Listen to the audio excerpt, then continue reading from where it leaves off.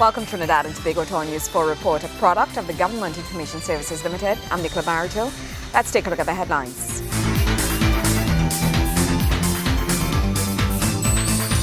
The CARICOM Japan Summit 2014 gets underway with Japanese Prime Minister and a delegation in Trinidad and Tobago. A new primary healthcare policy to be introduced by the Ministry of Health. And Eid al-Fitr greetings extended to the Muslim community. Thank you for joining us. The Japanese Prime Minister arrived on our shores on Sunday with a business and media delegation as part of his Latin American tour. His Excellency Shinzo Abe is in Trinidad and Tobago for the CARICOM Japan Summit and for the commemoration of the CARICOM Japanese Friendship Year. Japanese Prime Minister His Excellency Shinzo Abe has arrived in Trinidad and Tobago as he continues on his 11-day whirlwind tour of Latin America and the Caribbean. Fresh off his visit to the leader of Central American powerhouse Mexico, His Excellency Shinzo Abe has arrived for the second ever CARICOM Japan Summit. Prime Minister Abe is the first Japanese leader to have ever visited Trinidad and Tobago. In honor of this inaugural visit, the flags of both Japan and Trinidad and Tobago flew from atop the Japanese Prime Minister's plane. As His Excellency Abe and his wife Aki Abe emerged from the plane, they were greeted by Minister of Foreign Affairs, the Honorable Winston Ducaran. Following his arrival, His Excellency Abe paid an official visit to the Diplomatic Center, where he met with Honorable Prime Minister Kamala Persad-Bissessar, Prime Minister of the Republic of Trinidad and Tobago. Mrs. Persad-Bissessar is just one of the 14 CARICOM leaders the Japanese leader is expected to meet and hold discussions with on the promotion of economic cooperation between the Caribbean and Japan. According to the CARICOM Secretariat, the summit has been planned to coincide with the CARICOM Japan Friendship Year, which is a celebration of the 20-year relationship between the region and Japan. The Secretariat says there are hopes this summit will serve to boost relations between the two parties as both seek to better their economic standing. Gregory McBurney, News 4. His Excellency Shinzo Abe, Prime Minister of Japan, made a courtesy call to the Honorable Kamala Persad-Bissessar, Prime Minister of the Republic of Trinidad and Tobago, following his arrival in the country on Sunday. Now, during the courtesy call at the Diplomatic Center, Mr. Abe also held a round of bilateral discussions with CARICOM leaders.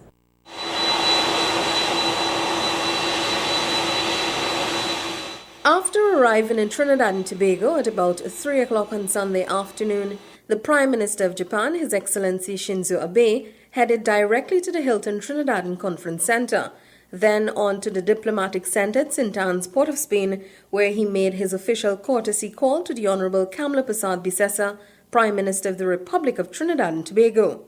Mistress Persad-Bissessar had arrived a short while earlier, greeting some members of a cabinet already present at the Diplomatic Center. Upon his arrival, Prime Minister Abe was presented to the Honorable Trinidad and Tobago Prime Minister, who then presented the Formation Office of the Trinidad and Tobago Defense Force. The Guard of Honor was inspected before Mr. Abe was ushered into the Diplomatic Center, where he would hold bilateral talks with Mrs. Persad-Bissessar, her cabinet and other CARICOM leaders. Before their official bilateral talks began, Mr. Abe signed the visitor's book at the Diplomatic Center. Then the two prime ministers exchanged gifts.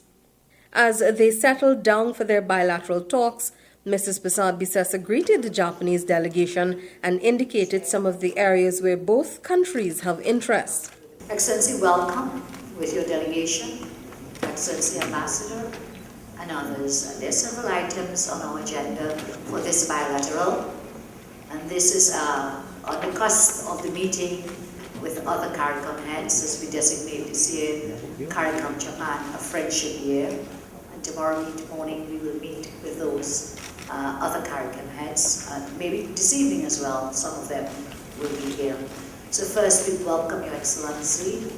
We think this is a great honor for us. There are several matters I know that we have agreed that we would discuss at this bilateral meeting, and those will include, of course, furthering our bilateral relationship with Japan, talking about deepening and widening our diplomatic relations, and equally important, discussing areas of common interest for the development of Japan and for the development of Trinidad and Tobago in the area of business, technology, and trade.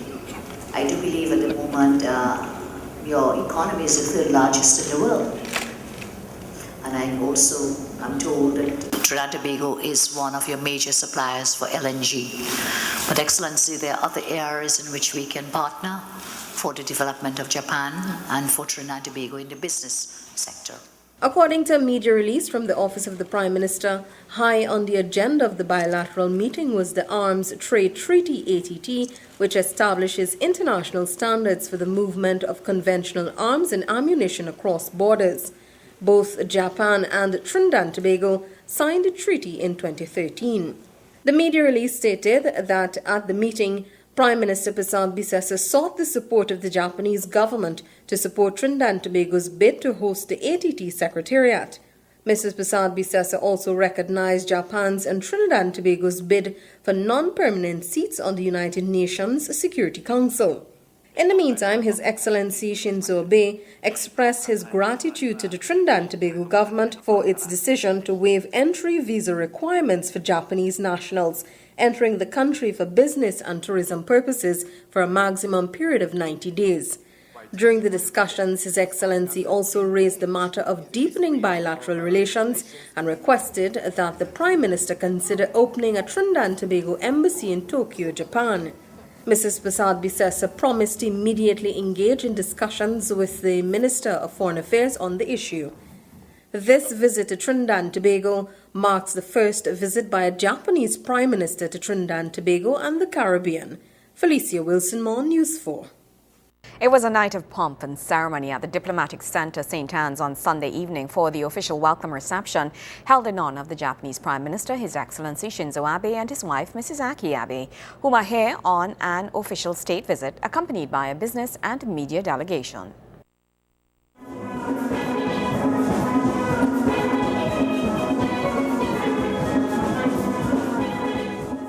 Looking splendid in her royal blue gown encrusted with sparkly jewelry you could see from a distance, the Honorable Kamala Prasad Bisesa, Prime Minister of the Republic of Trinidad and Tobago, accompanied by her husband, Dr. Gregory Bisesa, and members of her cabinet, welcomed their guest of honor, His Excellency Shinzo Abe, Prime Minister of Japan, and his wife, Mrs. Aki Abe, to the Diplomatic Center. It was the second time in one day for Prime Minister Abe, but this visit, though ceremonial, would not include bilateral talks.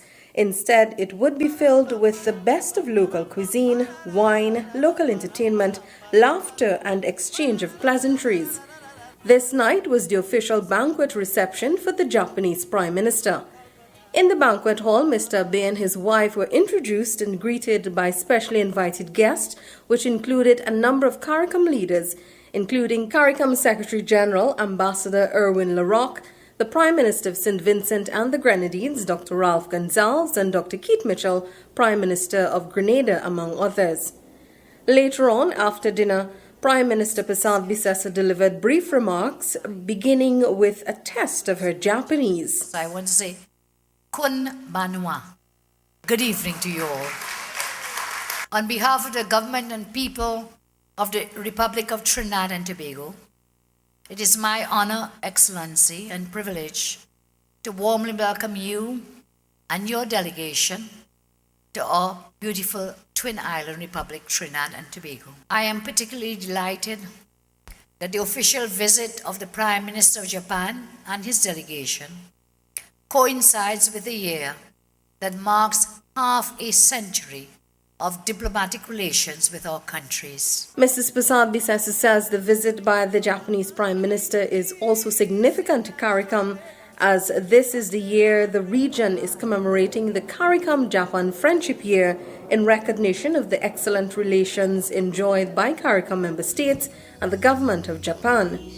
Mrs. Prasad Bisesa then spoke of the mutual interest between Trinidad and Tobago and Japan. Excellency, our two countries have just concluded very amicable and rewarding discussions on matters of mutual interest, including investment opportunities, energy initiatives, and issues in an international community which impact our countries such as the Arms Trade Treaty and the reform of the United Nations Security Council.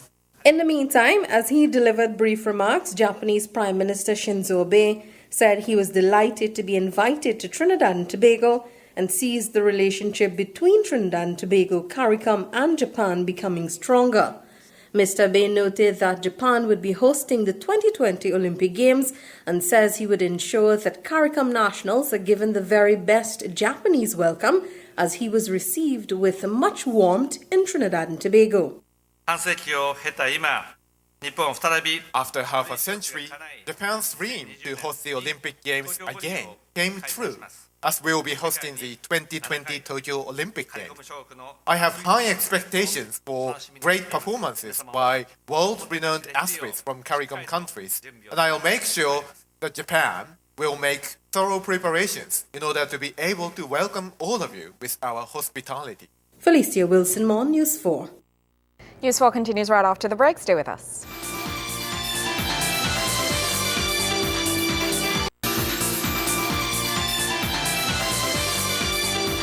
Thank you for staying with us. The Ministry of Health will be introducing its new primary healthcare policy, which will focus on non-communicable diseases such as diabetes. This announcement was made by Dr. the Honorable Fuad Khan, Minister of Health, during Thursday's post-cabinet media briefing. Minister Khan says this policy allows for greater accessibility to basic primary care services at public health institutions. Cabinet has passed a note from the Ministry of Health today, a proposal for the extension of the accessibility of basic primary health care at public health care facilities. We have in Trinidad and Tobago approximately 105 health centers across the country and 7 district health facilities which are located in Couva, Princestown, Shagona, Cyprian, and Arima, and 2 major enhanced health centers.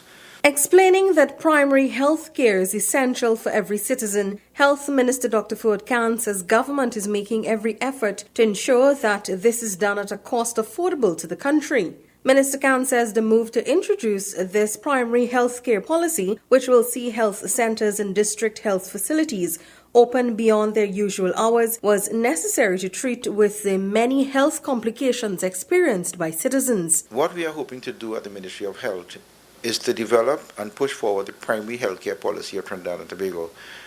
This has never been done before, and our primary health care policy speaks to what we call the non-communicable disease and as I say, arresting the decline of the complications of non-communicable disease in Trinidad and Tobago. However, to do so, health offices and health centers, enhanced health facilities and district health facilities will then have to open at a longer and later hours in order to service the population. Dr. Khan says the success of this initiative depends solely on the human resource factor. In order to open these public health facilities, they will need, as we always say, the human resource factor. Doctors, pharmacists, nurses, enrolled nursing assistants, clerks, cleaners, security, etc. will be among those being asked to give longer hours in these health facilities. The success of this proposal will depend on getting the appropriate staff, utilizing the staff from the actual hospitals themselves for overtime services, and remunerating them properly, as the Prime Minister and others have indicated. With the new policy, health centers and district health facilities are expected to be opened from 5 a.m. to 9 p.m. on weekdays and on Saturdays from 9 a.m. to 9 p.m. And in the case of some community health centers, services will be accessible to the public on a 24-hour basis. Felicia Wilson-Moore, News 4. In other news, the July-August school repairs program is moving along well, and students would be the direct beneficiaries of this when they return to school for the new term in September. The Minister of Education has been visiting the schools which are under repair as he monitors the progress that's being made. Education Minister Dr. the Honorable Tim Gopi Singh continued his visit to schools on Tuesday to check ongoing repairs being executed under the July-August 2014 Repairs and Maintenance Program. Dr. Gopi Singh and senior officials of his ministry and representatives from the Education Facilities Company Limited visited several schools in the St. George and Northeastern education districts. We're getting a first-hand look at what the contractors are doing, how they're progressing with their work, and we're getting an idea of in terms of times of completion, and working with the costing that had been done by the quantity surveyors and looking at the work that is being done as well. So it gives us a good picture of the repair program. The minister sought to give an update on the number of schools which have been constructed under his ministry. We had constructed 53 new ECC centers. We have another 31 that has started, ECC centers, and 26 going to start with phase 2 of the IADB. We have done constructed 16 new primary schools. We in 13 almost completed as well, additional 13, and another 21 have commenced construction as well. And there are a number of secondary schools that we about 65-70% completed, about 10 of them, and we are working feverishly to see whether we can complete all 10 of them as quickly as possible. And we have a number of science and administrative blocks as well to be done. So it's a huge mammoth undertaking in terms of infrastructure, construction, repairs, maintenance, construction. And so we want to ensure that we get value for money, and the contractors are working feverishly, and we are ensuring that EFCL keeps a tight rein on the Ministry of Education, because we want to make sure that every cent that we spend is properly spent. The tour covered secondary schools, primary schools, early childhood care and education centers, and science labs. Minister Gopi Singh is confident that the project would be completed on time and within budget, and he noted that the intention was for students to exist in a safe and aesthetically pleasing environment. Nikolai Edwards, News 4. News 4 continues right after the break. Stay with us.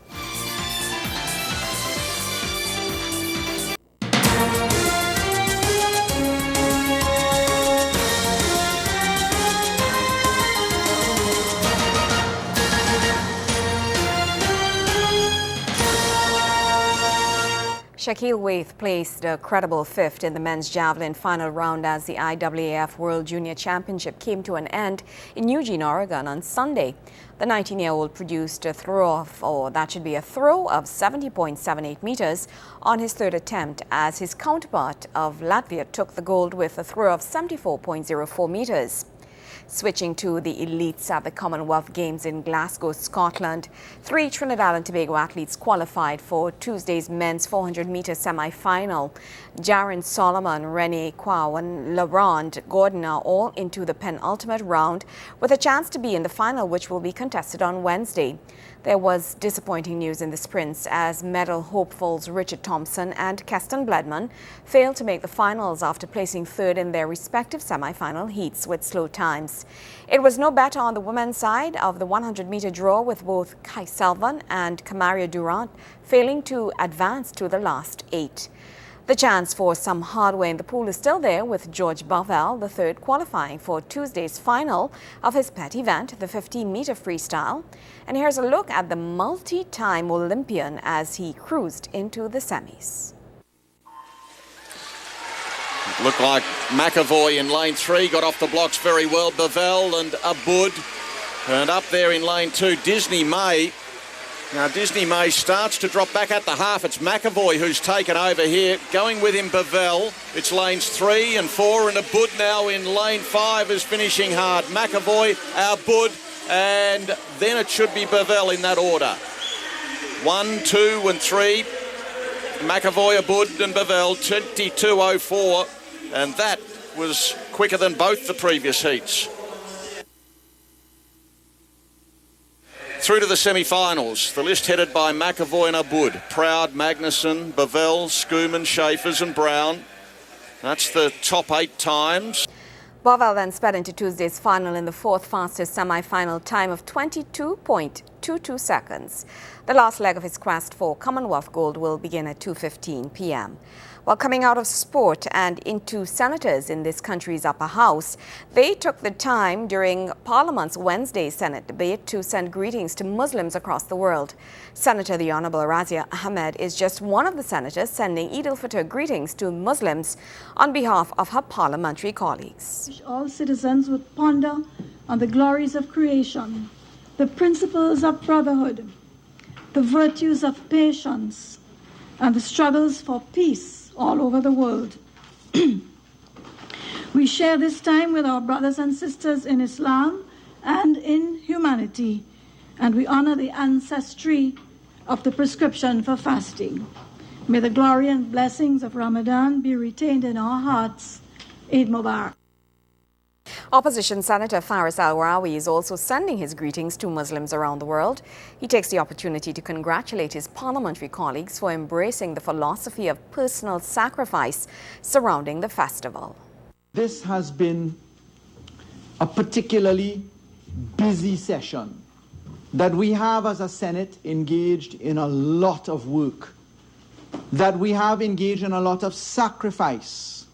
Each and every one of us sitting here have definitely, I think, demonstrated on the government bench, on the opposition bench, and on the independent bench. We have demonstrated our enjoyment of the sacrifice that we have willingly taken onto ourselves in trying to prosecute the best interests of the people whom we represent and the people whom we are pleased to love. All, because we are talking about it in a national context. On behalf of all of us here at TV4, we extend Eid Mubarak greetings to all our viewers. And that's how we wrap up this edition of our News 4 Report, a product of the Government Information Services Limited. Now you can view a repeat of our newscast weekdays at 6 a.m. and feel free to visit our Facebook page at www.facebook.com/RTV4. I'm Nicola Barito. Thank you for joining us.